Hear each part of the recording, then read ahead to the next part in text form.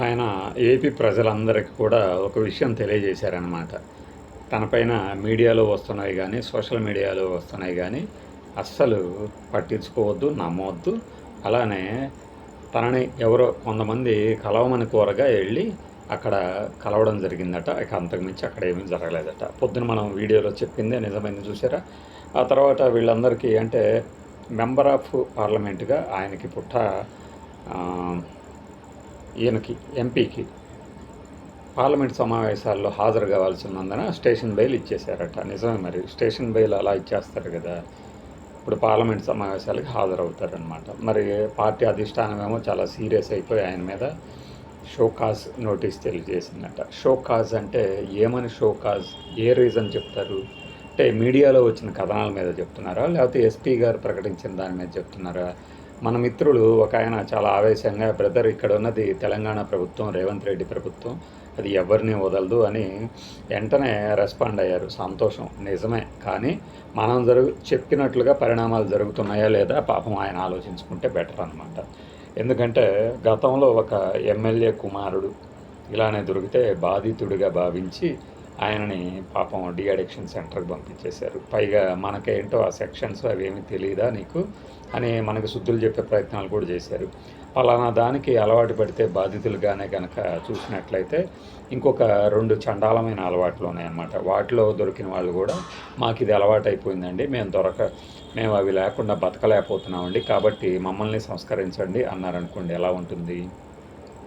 వాళ్ళందరూ తెలుసుకోవాల్సిన విషయం. పిడుగురాళ్ళలో, ఒంగోలులో, తెనాలిలో ఇలా కొంతమంది స్మగ్లింగ్ చేస్తూ పట్టుబడ్డ వాళ్ళని కూడా అడిక్షన్ సెంటర్కి ఏం పంపించలేదండి. అలానే కొంతమంది కాలేజ్ స్టూడెంట్స్ని గురజాల పల్నాడు డిఎస్పీ వాళ్ళు అప్పుడు చెప్పిన ప్రెస్ మీట్లో జాగ్రత్తగా కనుక వింటే, కాలేజీ పిల్లల్ని మేము ఐడెంటిఫై చేసాం, అందరి ముందు పేర్లు చెప్పకూడదు కదా, వాళ్ళకి అలవాటు చేశారు కానీ వాళ్ళు పెళ్ళర్లు కాదు, అమ్ముతున్న వాళ్ళు కాదు, కాబట్టి వాళ్ళని మాత్రం అడిక్షన్ సెంటర్స్ పంపిస్తామన్నారు. అర్థమైంది కదా? కేస్ టు కేస్ అనమాట. ఎవరిని అడిక్షన్ సెంటర్కి పంపించాలి, ఎవరిని జైలుకి పంపించాలి అనేది.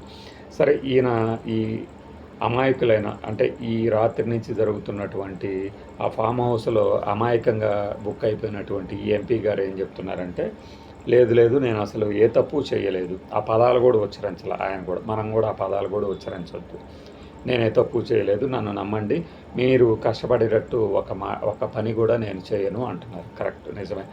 మనకి ఇంతకుముందు కూడా వీరి కుటుంబ సభ్యులే ఒకరు డిజిటల్ అరెస్ట్ కాబడ్డారు పాపం. అంటే కష్టాలన్నీ ఒక్కసారిగా వచ్చి పడినట్లుగా అట్లా పడుతూ ఉంటాయి, మనం ఏం చేయలేము.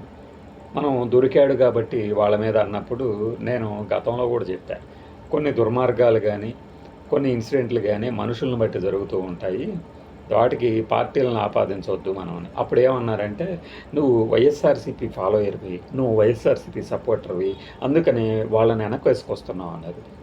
ఈ రోజున మాత్రం మనం అలాంటి మాటలు చెప్పామనుకోండి, వెంటనే కరెక్ట్ అంటారనమాట. అంతేగాని మనం చెప్పిన తాలూకు విషయం, ఇప్పుడు కొన్ని అత్యాచారాలు జరుగుతూ ఉంటాయి, వాడు ఏదో ఒక పార్టీకి చెందినవాడు అయి ఉంటాడు, ఆ పార్టీ మీద పడకంటరా అంటే మనం ఏదో ఆ పార్టీకి మద్దతు ఇచ్చినట్టుగా ఫీల్ అవుతారు. ఇప్పుడు మాత్రం నేను చెప్పే మాటలు చాలామందికి ఇంపుగా ఉంటాయి అన్నమాట. ఎందుకంటే వాళ్ళని ఎత్తిన మోస్తున్న పార్టీకి సంబంధించిన వ్యక్తి కాబట్టి. ఇది మరి ఈయన అమాయకుడని అయితే మరి ఒక న్యూస్ ఛానల్లో వచ్చింది ఏమని, ఒక టెస్ట్లో నెగిటివ్ అని వచ్చింది, ఇంకొక టెస్ట్ చేపిస్తే అందులో పాజిటివ్ అని వచ్చింది. అవి ఎలా వచ్చాయి? బహుశా ఆ డిన్నర్ పార్టీలో తెలియకుండానే ఏదో కలిపిచ్చుంటారు, ఆయనకి తెలియక చేసుంటారు. ఈ వాదనకి ఎవరైనా కోర్టులో ఎదురుగా వాదించగలరా? అంతే. అదే మీరో నేనో అనుకోండి, చచ్చినట్టు మెడ మీద చెయ్యెత్తి లోపల నెట్టి, ఇంకా వీలైతే పెండింగ్లో ఉన్నాయి కూడా మన నెత్తిని తోసేవాళ్ళ కాదా? ఆలోచించండి. ఆలోచించిన తర్వాత ఏదైనా కామెంట్ చేయాలంటే చేయండి, లేకపోతే వదిలేసేయండి. మనకి ఇంకా వేరే చాలా విషయాలు ఉన్నాయి మాట్లాడుకోవటానికి.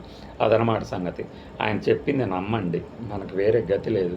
ఎందుకంటే ఇది చాలా మంచి ప్రభుత్వం, వెంటనే స్పందించే ప్రభుత్వం. వెంటనే బయలుదేరుతారు, అదే అప్పుడు ఆయన ఏం చేశాడో తెలుసా, వెనక వేసుకొచ్చాడు, ముందు వేసుకొచ్చాడని. మరి నువ్వేం వేసుకొచ్చావు? Jeans pant వేసుకొచ్చావా?